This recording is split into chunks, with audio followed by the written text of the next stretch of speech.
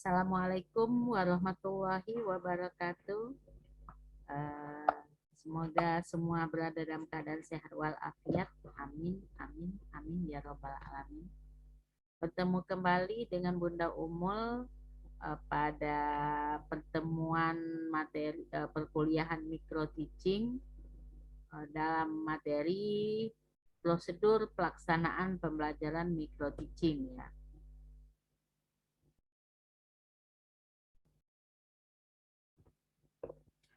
Kita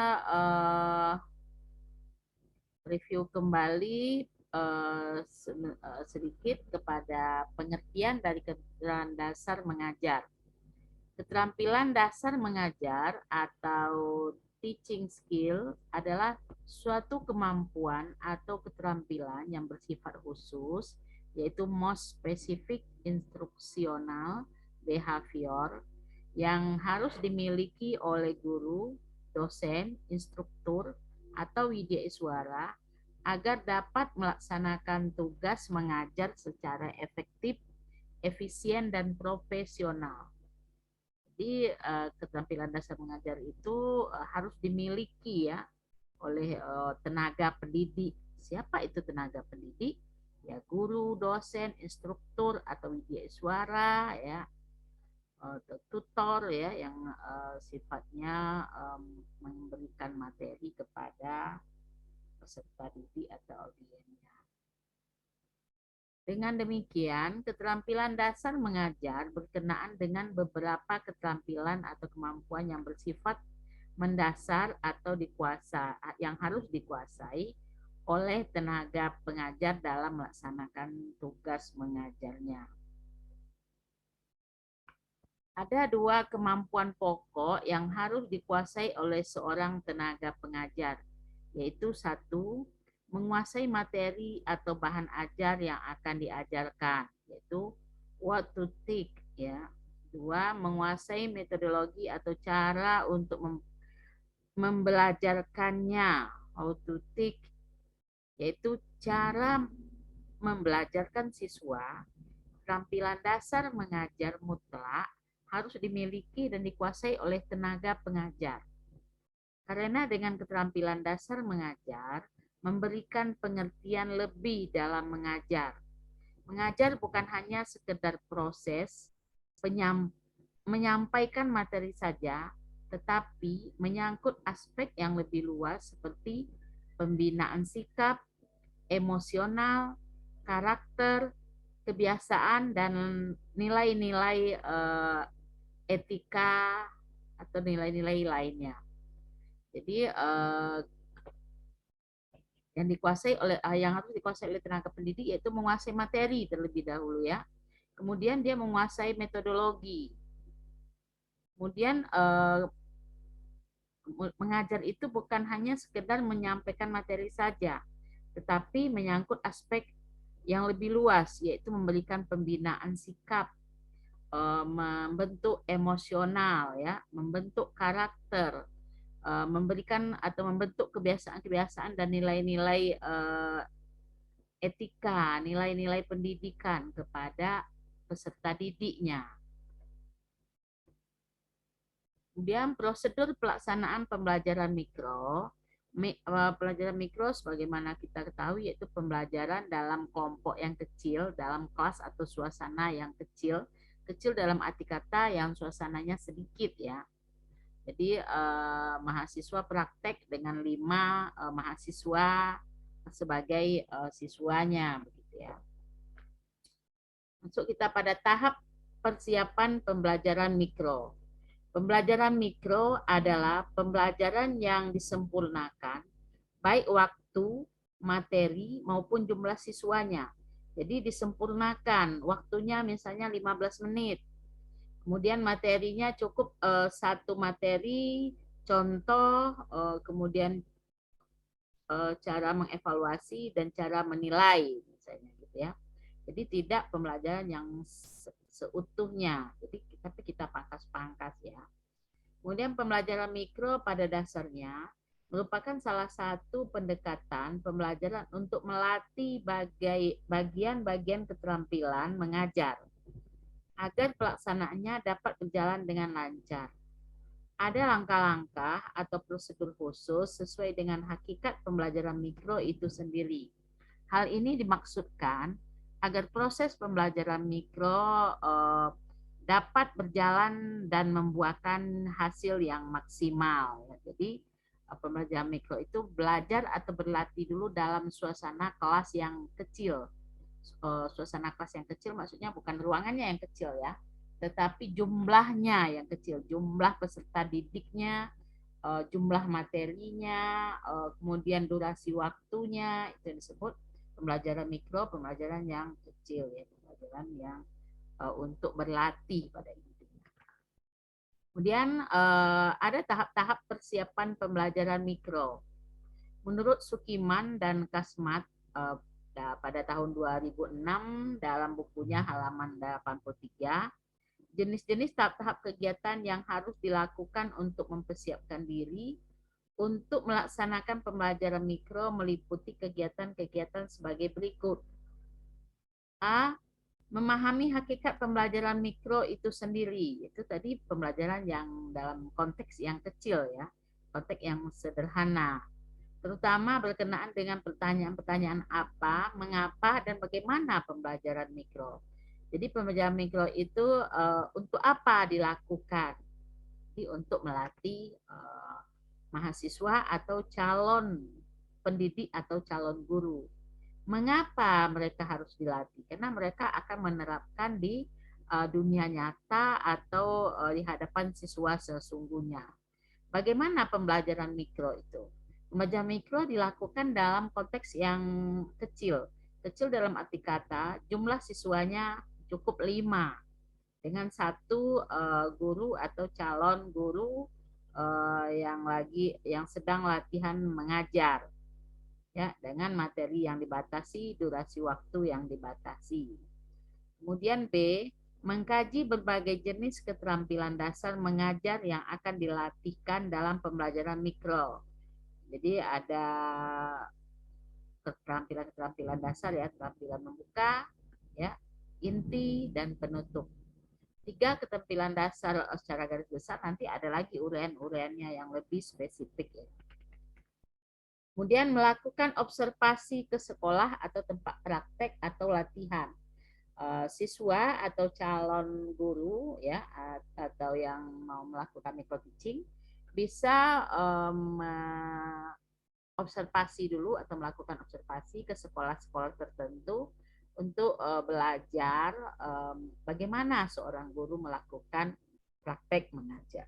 Atau zaman sudah modern seperti ini, bisa melakukan observasi atau belajar terlebih dahulu lewat YouTube. Ya, jadi YouTube pembelajaran sangat banyak. Jadi kita bisa langsung ke sekolah atau lewat media perantara YouTube dalam latihan mengajar. Kemudian D, membuat persiapan tertulis seperti ada planning pembelajaran ya. Apa planningnya? Kalau untuk seorang guru ada ya planning lengkap itu, ada silabus, kemudian diturunkan ada kurikulum ya, kurikulum diturunkan dalam bentuk silabus, silabus diturunkan dalam bentuk RPP, kemudian RPP terdapat materi lengkap, diberikan lampiran materi lengkap ya, kemudian metode apa yang digunakan, kemudian soal latihan, kemudian ada evaluasi akhir, ada skor atau cara penilaiannya ya, harus disiapkan. Kemudian kalau untuk secara utuhnya ada yang namanya prota, program tahunan, ada prosem, program mingguan ya. Jadi itu kelengkapan dari administrasi seorang tenaga pendidik atau guru. Kemudian mengkaji berbagai jenis keterampilan dasar mengajar ya yang akan dilatihkan dalam pembelajaran mikro. Yaitu tadi dasarnya itu ada membuka, inti, dan menutup. Kemudian melakukan observasi ke sekolah, bisa tadi lewat YouTube ya. Kemudian membuat persiapan tertulis ya. Kemudian pembagian kelompok. Jadi ada pembagian kelompok dalam pembelajaran mikro. Nanti pembelajaran mikro kita untuk materi ini bisa dibagi yang sudah dibagi sesuai dengan kelompok tingkatan sekolah. ada sekolah SD, SMP, SMA. Jadi bisa dikelompokkan SMP, SMA ini untuk membagi materi ya, materi sekaligus membagi kelompok siswa. Namun bukan dalam kelompok satu orang yang bekerja, yang lainnya tidak, bukan begitu. Tetapi ini kelompok hanya untuk membatasi materi pada tingkatan sekolah. Namun semua laporan, semua kegiatan harus diikuti secara individu. Ya, kita lanjutkan pada materi. Menurut Sukmadinata atau Sukirman dan Kasmat pada tahun 2006 dalam bukunya halaman 83 juga menjelaskan bahwa teori itu penting dikuasai karena teori memiliki 3 fungsi utama. Yaitu apa fungsi utama dari teori? Satu, mendeskripsikan, yaitu untuk mendapatkan gambaran yang singkat dan utuh tentang pembelajaran mikro. Jadi kita bertindak atau kita melakukan sesuatu itu tidak bisa meninggalkan teori. Kita harus berpijak kepada teori-teori yang berlaku ya, teori-teori yang relevan, teori yang linear dengan suatu ilmu pengetahuan. Dua, menjelaskan, yaitu untuk mendapatkan informasi atau pengetahuan tentang hal-hal yang berkaitan dengan pembelajaran mikro. Tiga atau C, memprediksikan, yaitu untuk meramalkan kegiatan-kegiatan yang harus dilakukan sesuai dengan ketentuan dalam pembelajaran mikro. Pembelajaran mikro tadi kecil ya, kecil berbagai bentuknya, ini sudah diuraikan di atas. Kemudian dua, apa, mengapa, dan bagaimana pembelajaran mikro itu ya. Maksudnya tahap pertama kegiatan pembelajaran mikro itu adalah mengetahui konsep pembelajaran mikro itu sendiri ya. Jadi konsep pembelajaran mikro itu sendiri dapat untuk memperoleh kecakapan yang diharapkan, maka pembelajaran mikro disusun secara terstruktur, sistematis dalam bentuk micro lesson, yaitu latihan dengan memusatkan pada bagian-bagian dari keseluruhan komponen dan keterampilan belajar.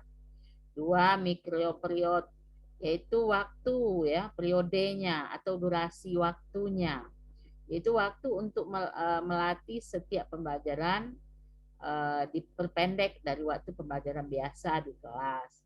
Mengapa harus diperpendek? Ya karena namanya latihan ya. Kemudian sesuai dengan jumlah mahasiswa. Kalau mahasiswa mengikuti sesuai dengan jam pelajaran 35 menit atau 45 menit, ini akan memakan waktu yang lama. Kemudian yang ketiga, model ya, yaitu pelatihan dilakukan berulang-ulang, critical model. Yaitu pelatihan dilakukan secara berulang-ulang. Pengulangan tersebut ditempuh dalam suatu proses seperti mengajar, mengkritisi, mengajar kembali, dan mengkritisi sampai tuntas. Jadi latihan kemudian dikritisi oleh tutornya atau dosennya. Kemudian diulangi kembali, kemudian dikritisi lagi, diulangi kembali, direvisi, dan sampai kepada kategori tuntas ya. Kemudian tiga, jenis-jenis keterampilan dasar mengajar. Pada tahap kedua ini, dalam persiapan pelaksanaan pembelajaran mikro adalah mengidentifikasi jenis-jenis keterampilan mengajar. Antara lain, ada keterampilan membuka, menutup, menjelaskan, mengadakan variasi, pertanyaan dasar, bertanya, lanjutan, penguatan, membimbing, berdiskusi, mengajar kelompok kecil dan kelompok perorangan, membuat ilustrasi dan contoh. Ya. Dan yang terakhir, keterampilan mengelola kelas. Ini jenis-jenis keterampilan dasar yang harus dimiliki, yang harus dilatihkan, yang harus dipelajari oleh calon pendidik mahasiswa atau guru honor atau yang sedang dalam pendidikan, gitu ya. Jadi keterampilan pembuka, keterampilan menutup, menjelaskan, mengadakan variasi, keterampilan bertanya, dasar, pertanyaan lanjutan, Kemudian membimbing berdiskusi, mengajar kelompok kecil dan perorangan, membuat suatu ilustrasi, dan yang terakhir pengelolaan kelas. Jadi sebelum mengajar, kita harus memahami dulu dasar-dasarnya apa, tahap-tahapnya apa, atau langkah-langkahnya ya.